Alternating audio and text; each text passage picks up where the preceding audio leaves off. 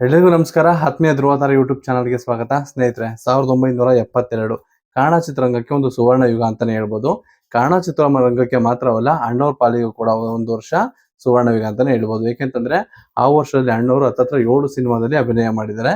7 cinema ಸಹ ದೊಡ್ಡ ಮಟ್ಟದಲ್ಲಿ ಹಿಟ್ ಆಗಿದೆ.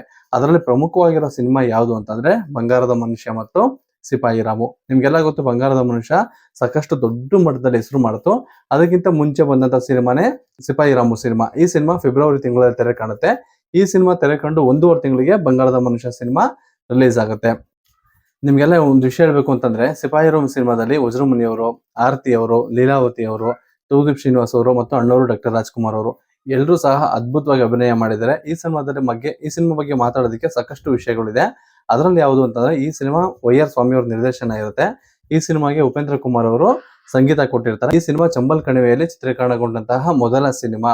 ಈ ಸಿನಿಮಾ ಚಿತ್ರೀಕರಣ ಮಾಡ್ಬೇಕಾದ್ರೆ ಹತ್ತತ್ರ 20ರಿಂದ 25 ಜನ ಪೊಲೀಸರನ್ನ ಒಂದು ಕಾವಲಿಗೆ ಇಟ್ಬಿಟ್ಟು ಸಿನಿಮಾ ಚಿತ್ರೀಕರಣ ಮಾಡ್ತಾರೆ. ಯಾಕೆಂತಂದ್ರೆ 1970ರಲ್ಲಿ ಚಂಬಲ್ ಕಣಿವೆ ಅಂತಾನೆ ಸಾಕಷ್ಟು ಜನ ಭಯ ಪಡ್ತಿದ್ರು. ಅಲ್ಲಿ ಸಿಕ್ಕಾಪಟ್ಟೆ ದೊಡ್ಡ ದೊಡ್ಡ ಡಕಾಯಿತಿದ್ದಾರೆ, ಅವರು ನಮ್ಮನ್ನ ಹತ್ಯೆ ಮಾಡ್ತಾರೆ ಅಂತ ಅನ್ಬಿಟ್ಟು. ಅಂಥದ್ರಲ್ಲಿ ಕನ್ನಡ ಸಿನಿಮಾ ಒಂದು ಅಲ್ಲೇ ಹೋಗಿ ಅದೇ ಜಾಗದಲ್ಲಿ ಸಿನಿಮಾ ಚಿತ್ರೀಕರಣ ಮಾಡ್ತಾರೆ. ಇವಾಗೆಲ್ಲ ಒಂದು ಚಂಬಲ್ ಕಣಿವೆ ಸಿನಿಮಾ ಮಾಡ್ಬೇಕು ಅಂತಂದ್ರೆ ಅದ್ರದ್ದೊಂದು ಸೆಟ್ ಹಾಕಿನೋ ಅಥವಾ ಒಂದು ಗ್ರಾಫಿಕ್ಸ್ ಯೂಸ್ ಮಾಡಿನೋ ಮಾಡ್ತಾರೆ. ಆದ್ರೆ ಆಗಿನ ಕಾಲದಲ್ಲಿ ಅಣ್ಣವ್ರ ಸಿನಿಮಾ ನೈಜವಾಗಿ ಅಲ್ಲೇ ಚಿತ್ರೀಕರಣ ಆಗಿರುತ್ತೆ. ಈ ಸಿನಿಮಾದಲ್ಲಿ ತೂಗುದೀಪ್ ಶ್ರೀನಿವಾಸ್ ಅವ್ರ ಬಗ್ಗೆ ಹೇಳಲೇಬೇಕು. ಸಿಕ್ಕಾಪಟ್ಟೆ ಅದ್ಭುತವಾಗಿ ಅಭಿನಯ ಮಾಡಿದ್ದಾರೆ. ದೊಡ್ಡ ಖಳನಾಯಕ ಕನ್ನಡ ಚಿತ್ರರಂಗಕ್ಕೆ. ಈ ಸಿನಿಮಾದಲ್ಲಿ ತೂಗುದೀಪ್ ಶ್ರೀನಿವಾಸ್ ಅವರು ಚಂಬಲ್ ಕಣಿವೆ ಚಿತ್ರೀಕರಣ ನಡಿಬೇಕಾದ್ರೆ ಒಂದು ಸ್ವಲ್ಪ ಹೊರಗಡೆ ಹೋಗಿ ಸುತ್ತಾಡ್ಕೊಂಡ್ ಬರೋಣ ಊಟ ಎಲ್ಲ ಆದ್ಮೇಲೆ ಅಂತ ಅನ್ಬಿಟ್ಟು ಹೊರಗಡೆ ಹೋಗ್ತಾರೆ.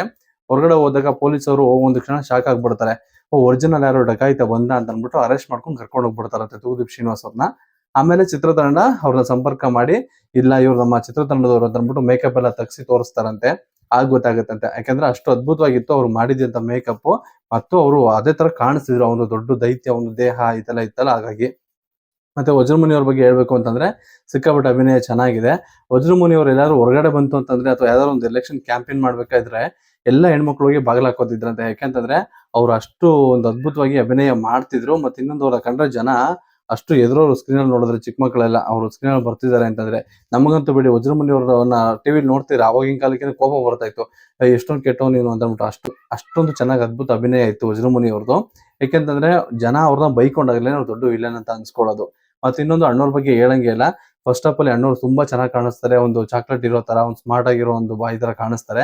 ಅದಾದ್ಮೇಲೆ ಸೆಕೆಂಡ್ ಆಫ್ ಆಲ್ ಅಣ್ಣವ್ರ ಒಂದು ಮೀಸೆ, ಒಂದು ದಾಡಿ ಎಲ್ಲ ಬಿಟ್ಕೊಂಡು ಅಭಿನಯ ಮಾಡಿದಾರಲ್ಲ, ಸಿಕ್ಕಾಪಟ್ಟೆ ಚೆನ್ನಾಗಿದೆ. ನೀವು ನೋಡ್ಬೇಕು, ಅಣ್ಣವ್ರಿಗೆ ಅಷ್ಟು ದೊಡ್ಡ ಮೀಸೆ ಯಾವ್ದು ಸಿನಿಮಾದಲ್ಲಿ ಸಹ ಹಾಕಿಲ್ಲ ಅನ್ಸುತ್ತೆ. ಈ ಸಿನಿಮಾದಲ್ಲಿ ಅವರು ಸಿಕ್ಕಾಪಟ್ಟೆ ದೊಡ್ಡ ಮೀಸೆ ದಾಡಿ ಎಲ್ಲ ಬಿಟ್ಟಿರೋದು ಅಂತ ಕಾಣುತ್ತೆ, ಅಥವಾ ಅದು ಟೋಕನ್ ಅಂತ ಇರ್ಬೋದು.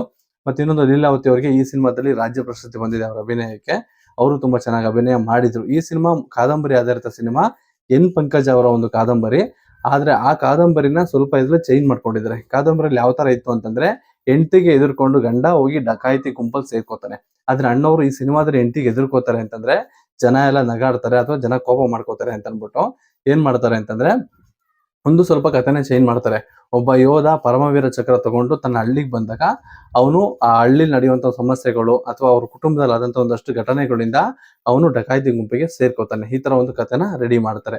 ಈ ಸಿನಿಮಾದಲ್ಲಿ ಕತೆ ಯಾವ ತರ ಇತ್ತು ಅಂತಂದ್ರೆ, ಪರಮವೀರ ಚಕ್ರ ತಗೊಂಡಂತ ಒಬ್ಬ ಯೋಧ ಹಳ್ಳಿಗೆ ಬಂದಾಗ ತನ್ನ ತಂಗಿಯ ಮದುವೆ ಒಂದ್ 2 ದಿನ ಇರುತ್ತೆ. ಆ ಟೈಮಲ್ಲಿ ತನ್ನ ತಂಗಿನ ಅತ್ಯಾಚಾರ ಮಾಡ್ತಾರೆ ಯಾರು, ವಜ್ರಮುನಿಯವರು. ಅದಾದ್ಮೇಲೆ ಅವ್ರ ಮೇಲೆ ಸೇರ್ ತೀರ್ಸ್ಕೊಳಕ್ ಹೋದಾಗ ಯಾವ ತರ ಒಂದು ಸುಳ್ಳು ಆಪಾದನೆ ಅವ್ರ ಮೇಲೆ ಬರುತ್ತೆ. ಅದಾದ್ಮೇಲೆ ಅವರು ಡಕಾಯಿತಿ ಗುಂಪಿಗೆ ಹೋಗಿ ಜಾಯ್ನ್ ಆಗ್ತಾರೆ. ಅಲ್ಲಿ ಯಾವ ತರ ಒಂದು ಡಕಾಯಿತಿ ಗುಂಪಿನ ಜನನ ಚೇಂಜ್ ಮಾಡ್ತಾರೆ ಅನ್ನೋದು ಈ ಸಿನಿಮಾದ ಕತೆ. ಯಾಕಂದ್ರೆ ಒಬ್ಬ ಯೋಧ ಬಂದು ಡಕಾಯಿತಿ ಮಾಡ್ತಾರೆ ಅಂದ್ರೆ ಜನ ಬೇರೆ ತರ ತಿಳ್ಕೊತಾರೆ ಅಂತ ಅನ್ಬಿಟ್ಟು ಅವ್ರನ್ನ ಚೇಂಜ್ ಮಾಡೋ ತರ ಒಂದು ಕತೆನ ಬೇರೆ ತರ ಒಂದು ರೂಪಿಸ್ಕೊಂಡಿದ್ದಾರೆ. ಸಿನಿಮಾ ಅದು ತುಂಬಾ ಚೆನ್ನಾಗಿತ್ತು.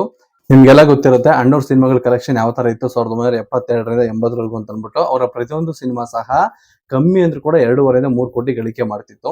ಈ ಸಿನಿಮಾನು ಸಹ ಮುಖ್ಯ ಚಿತ್ರಮಂದಿರ ಸ್ಟೇಟ್ಸ್ ಆಗಿರುತ್ತೆ. ಅಂದ್ರೆ ಇವಾಗ ಭೂಮಿಕಾ ಅಂತ ಇದೆಯಲ್ಲ, ಅದೇ ಚಿತ್ರಮಂದಿರದಲ್ಲಿ ಈ ಸಿನಿಮಾ 25 ವಾರಗಳ ಕಾಲ ಓಡುತ್ತೆ. ಅದಾದ್ಮೇಲೆ ಈ ಸಿನಿಮಾದ ಬಜೆಟ್ ಬಂದು ಆಗಿನ ಕಾಲಕ್ಕೆ 12ರಿಂದ 15 ಲಕ್ಷ ರೂಪಾಯಿ ಖರ್ಚು ಮಾಡಿರ್ತಾರೆ.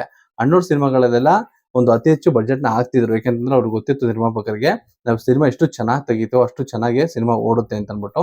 ಈ ಸಿನಿಮಾದ ಕಲೆಕ್ಷನ್ ಎಷ್ಟು ಅಂತ ನೋಡೋದಾದ್ರೆ, ಸಿಪಾಯಿ ರಾಮು ಸಿನಿಮಾ 15 ಲಕ್ಷದಲ್ಲಿ ತಯಾರಾಗುತ್ತೆ. ಸಿನಿಮಾದ ಕಲೆಕ್ಷನ್ ಬಂದು ಹತ್ತತ್ರ 1.5 ಕೋಟಿಯಷ್ಟು ಆಗುತ್ತೆ. ನೀವೆಲ್ಲ ಅನ್ಕೋಬಹುದು ಅಣ್ಣವ್ರ ಸಿನಿಮಾಗಳು 2.5ರಿಂದ 3 ಕೋಟಿ ಕಲೆಕ್ಟ್ ಮಾಡುತ್ತೆ, ಈ ಸಿನಿಮಾ ಯಾಕೆ 1.5 ಕೋಟಿ ಕಲೆಕ್ಟ್ ಮಾಡ್ತು ಅಂತಂದ್ರೆ, ಈ ಸಿನಿಮಾ ತೆರೆ ಕಂಡು ಬರೀ 1.5 ತಿಂಗಳಿಗೆ ಬಂಗಾರದ ಮನುಷ್ಯ ಸಿನಿಮಾ ಬರುತ್ತೆ. ಹಾಗಾಗಿ ಬಂಗಾರದ ಮನುಷ್ಯ ಸಿನಿಮಾ ನಿಮ್ಗೆಲ್ಲ ಗೊತ್ತು, ದೊಡ್ಡ ಮಟ್ಟದಲ್ಲಿ ಹಿಟ್ ಆಗುತ್ತೆ. ಅದು ಕರ್ನಾಟಕದಲ್ಲಿ ದೊಡ್ಡ ಹೆಸರನ್ನ ಮಾಡುತ್ತೆ. ಹಾಗಾಗಿ ಒಂದಷ್ಟು ಕಲೆಕ್ಷನ್ ನಲ್ಲಿ ಹೊಡೆತ ಸಿಪಾಯಿರಾಮ್ ಸಿನಿಮಾ ಮೇಲೆ ಬೀಳುತ್ತೆ. ಅದು ಬಿಟ್ಟರೆ ಸಿಪಾಯಿರಾಮ್ ಸಿನಿಮಾ ತುಂಬಾ ಅದ್ಭುತವಾಗಿರೋ ಸಿನಿಮಾ, ದೊಡ್ಡ ಮಟ್ಟದಲ್ಲಿ ಹಿಟ್ ಆಗಿರುವಂತ ಸಿನಿಮಾ. ನೀವು ಕೂಡ ಸಿನಿಮಾನ ನೋಡಿ, ಯೂಟ್ಯೂಬ್ ಅಲ್ಲಿ ಕೂಡ ಅವೈಲೇಬಲ್ ಇದೆ. ನಾನು ಕೂಡ ಸಿನಿಮಾ ನೋಡಿದೆ. ಆ ಕ್ಲೈಮ್ಯಾಕ್ಸ್ ಅಲ್ಲಂತೂ ಅಣ್ಣವ್ರ ನಟನೆ ಸಿಕ್ಕಾಪಟ್ಟೆ ಚೆನ್ನಾಗಿತ್ತು. ಒಂದು ಕ್ಷಣ ನಮ್ ಕಣ್ಣಲ್ಲೇ ನೀರು ಬಂದ್ಬಿಡುತ್ತೆ, ಅಷ್ಟು ಅದ್ಭುತವಾಗಿ ನಟನೆ ಮಾಡಿದ್ದಾರೆ ಲೀಲಾವತಿ ಅವರು ಮತ್ತು ಅಣ್ಣವರು. ನಿಜವಾದ ಒಂದು ಕಷ್ಟದಲ್ಲಿ ಒಂದು ಕುಟುಂಬ ಇದೆ, ಆ ಕುಟುಂಬಕ್ಕೆ ಯಾವ ತರ ಒಂದು ನೆರವಾಗಬೇಕು, ಕೊನೆಗೆ ತನ್ನನ್ನ ತಾನೇನೆ ಒಂದು ಬಲಿಪಶು ಮಾಡ್ಕೊಳ್ಳುವಂತ ಒಂದು ಸಿಚುವೇಶನ್ ಬರುತ್ತೆ. ಆ ಒಂದು ಸೀನ್ ಅಂತೂ ಸಿಕ್ಕಾಪಟ್ಟೆ ಚೆನ್ನಾಗಿದೆ ಸಿನಿಮಾದಲ್ಲಿ.